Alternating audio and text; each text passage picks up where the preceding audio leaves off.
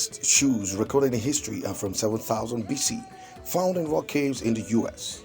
Initially, shoes were made of sagebrushes, leather, using cowhide, bear skin, deer skin, and bark string net. From a design perspective, the initial shoes were elementary as they were just used to cover the foot for protection. Revolution of shoes went from hand stitched by a shoemaker to machine stitched and then simply glued on together. The materials used in shoes were also advanced in a way that they went from leather to rubber or plastic to more biodegradable and comfortable materials. Truly, our neighborhoods are unique areas filled with outstanding persons who carry out great feats and excel in tremendous ways beyond their situations. These ones rise to heights that are worth celebrating. The Bible in Proverbs chapter 22 verse 29 says, "If you are uniquely gifted in your work, you will rise and be promoted. You won't be held back. You will stand before kings." In today's episode, we'll be hearing from a special person that has risen and was never held back in a predominantly male industry. Welcome to today's program. Welcome to A Day in Your Neighborhood.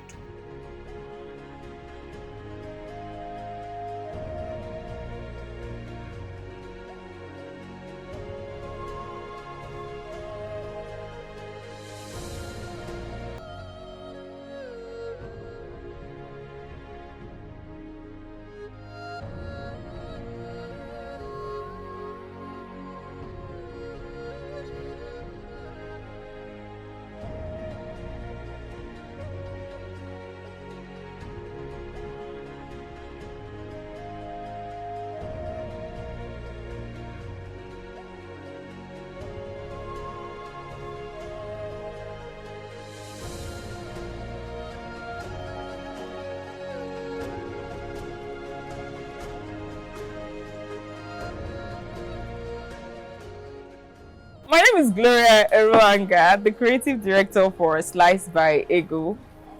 I am the first daughter of 4 children, the second child actually.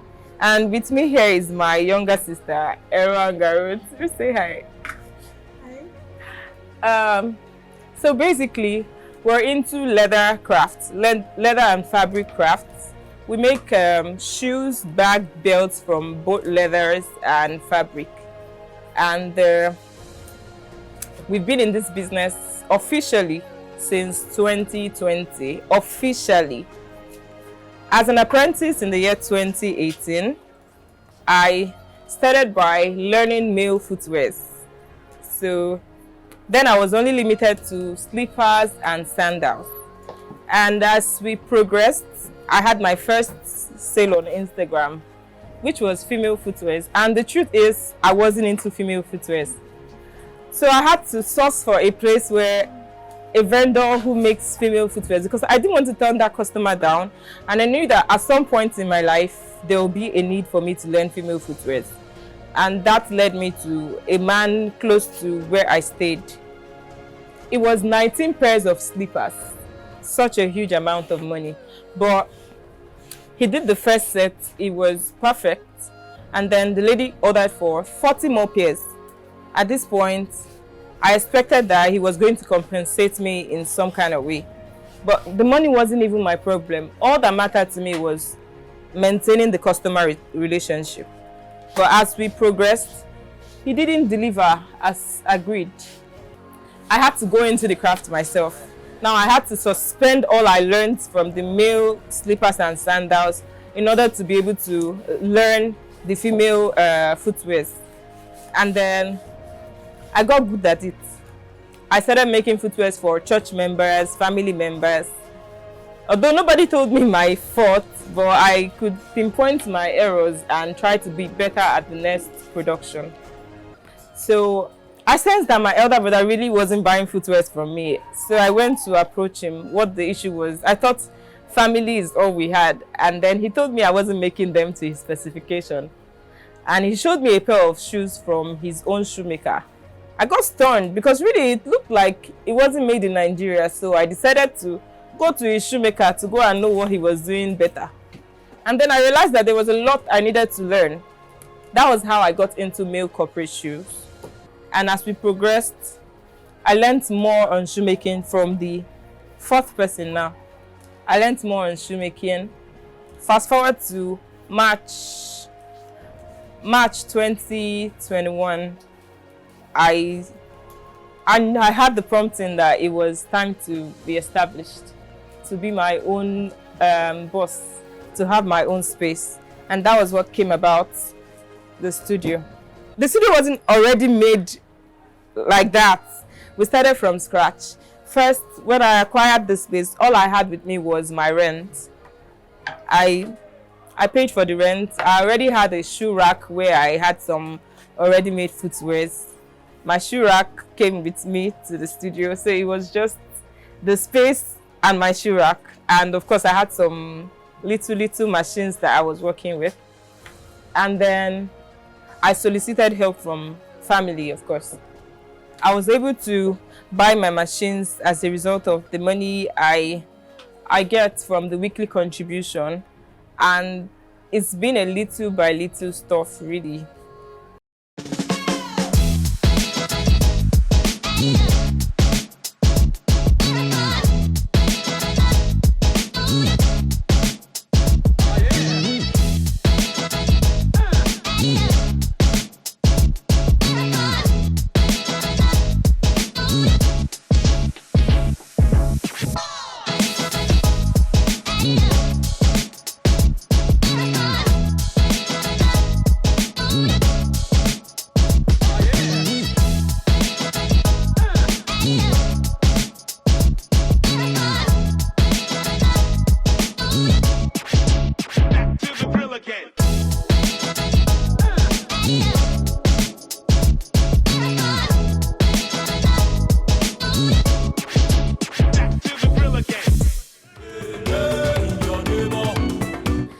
Yeah, it's been shoes since. We're also into bags, you know.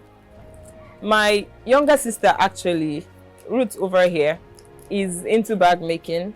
I insisted that she learned a craft during the lockdown period, and I pushed that she learned bag making because I felt like these two can complement each other, you know. I make female footwears and she sells to match bag. That's like a win-win for both of us. So all I needed to do was to source for the customers, have her produce them. But as soon as the lockdown was over, she needed to go back to school. And at this point, the business cannot stand still while she's away. And at the same time, I've not started receiving salary. So I cannot afford to employ a bag maker in her place. So I decided to learn the craft though, by fire by force. My name is Ruth Eruanga. Ego is my sister, and after learning bag making craft, we had customers, and when I had to go back to school, we could not disappoint most of our customers, and so I had to teach her the craft to retain these customers. Although she's limited to some designs, but then our major designs, she's good at it. She's really good at what she does, and she's a fast learner. That's one thing I like about my sister. Okay, this is one of our jobs. This is a genuine leather. She made this. I was so surprised. I couldn't have even done it any better. And so, as we progressed, I realized that the whole workload was too much on me. Hence, I had to employ my first staff, Christy over here. Christy does my stitchings. She makes the work a lot easier for me. My name is Christy. I've been working with Mother Ego for the past 3 months. It has been nice working with her. I enjoy the environment and the kind of person. I'm actually a fashion designer, but I'm here to sew her stitches and everything. So I would like to continue working with her because she's a nice person and fun to be with. And as we progressed, we started to have apprentice. First was Miriam. She's a schoolgirl. She's in school at the moment. She comes after school hours. And next was Mr. Sam. He also does his daily hustles, and then when it's evening, he comes to work. And then there is MM at the moment. MM is our everyday apprentice. She works like every other person. Like she's learning and is working on being the better version of herself. My name is Amen. I'm a month old here. Mrs. Ego is my madam here. Learning has been fun here. And with the few months I've been here, I've learned how to cut materials, and I know how to fold. And I also know how to measure here. And I hope that with the few months I'm going to spend there, I hope I'll be able to do more better. Owning a business in Lagos is not easy, really. First, you have to pay for utility. You have to pay for almost everything. Going to the market to secure materials, having to face the traffic and all of it. But amidst all, the work still has to be done. And you know, we're limited to just a few machines at the moment, and we're trying to do as much as we can to deliver, even though we don't have some of the machines that are needed.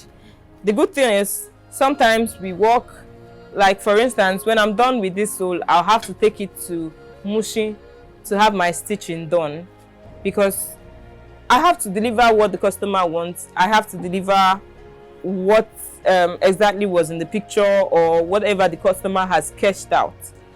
Also,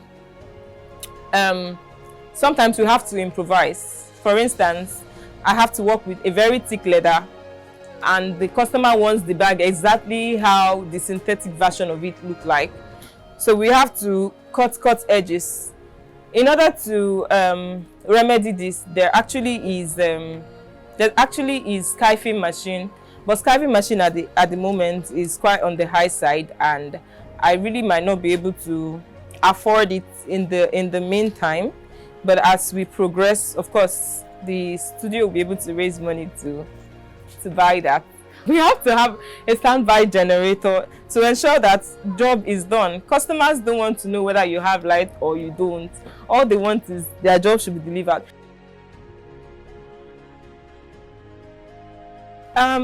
Being a female in this industry has really been an intriguing thing, because first, I have the attention. We have customers that just want to see what you can deliver, and many times our products speak for themselves, because customers buy them in the notion that I just want to see what someone wants to do. But as soon as they buy them, their friends see them from them and compliment, and they be like, Nagia Duamo. The friends come. So majority of our customers basically has been on referrals. Really, it's been referrals. My name is Felix. I've known Gloria about a year now, and the first shoot she made for me was I was going for a wedding, which I was part of the groom's guys. So I probably made that shoot for that event alone. So when I watched that show, people were like, this should bless now, you want to take over everywhere. So the quality of the show is so sweet, top notch, and people were like, give me a contact, give me a contact. I know I've referred that to a couple of people. Even last Saturday, some persons were still here to patronize and all of that. Thank you. I did study mass communication in Yaba College of Technology, OND 2019 set. Shoemaking really wasn't something that I saw myself doing. I dreamt to be a broadcast journalist, television presenter actually.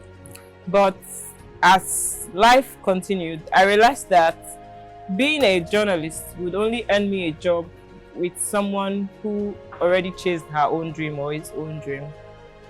So I decided to work with my hands. Hence, I thought about the needs of people that will be easy for me to access. So I decided shoemaking. Shoemaking because I wanted to make footwears for myself. Even people that are physically challenged can have footwears for themselves. So I first became my own model. I made footwears for myself, picked errors, from what I delivered, errors that later became designs. The responses so far has been what has kept me going. The compliments, the referrals. My first work was for Stephen. Stephen was my colleague. So I did work for a medical equipment outfit as a customer service representative. Yeah, it's been a challenging journey. However, it is worth it. First, I never dreamt I could be as big as I am now. God has planted me in the midst of people that are in need of what I have to deliver. Also, there's been people that have kept me going regardless of how much error I made then. And then when there were needs for upgrades, my customers sometimes say that, oh, how about this design? Can you create this? Can you do this? Even though there are stuff I couldn't do, I look for shoemakers like pro in the game, go to them, show them, tell them my challenges. If need be, pay for classes to get better at it. Pray, listen to the leading of the Holy Spirit as we progress. Because if it's just by mere humanly thoughts, I'm not sure how much I would have fallen.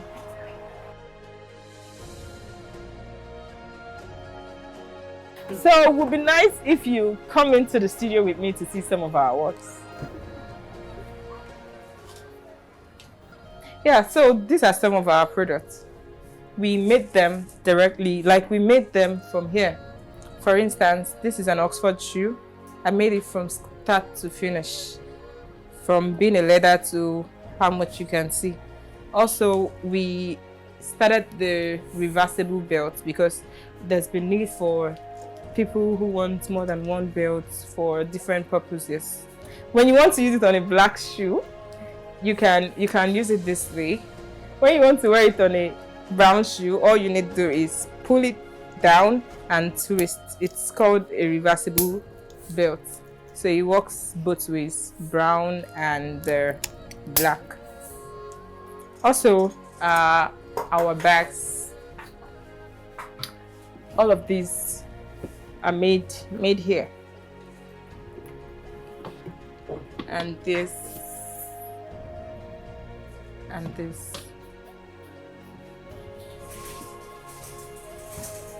This is a genuine leather bag. It goes through rigorous stress before it becomes whatever we want it to look like. Because first you have to peel off some part of the leather off using our filing machine. Sometimes it's really dangerous, you know. Sometimes we have to use razor blade to peel off the edges so that we can come up with whatever we want it to look like.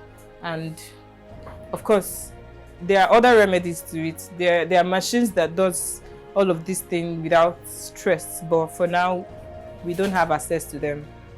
Maybe as the business progresses, we would be able to acquire all of those machines. This right here is a female mold. One of such reasons why I had to learn female footwears. So I made this start to finish. This is a male mold. Some people call it croc. It's a semi-shoe. It's for convenience and fashion.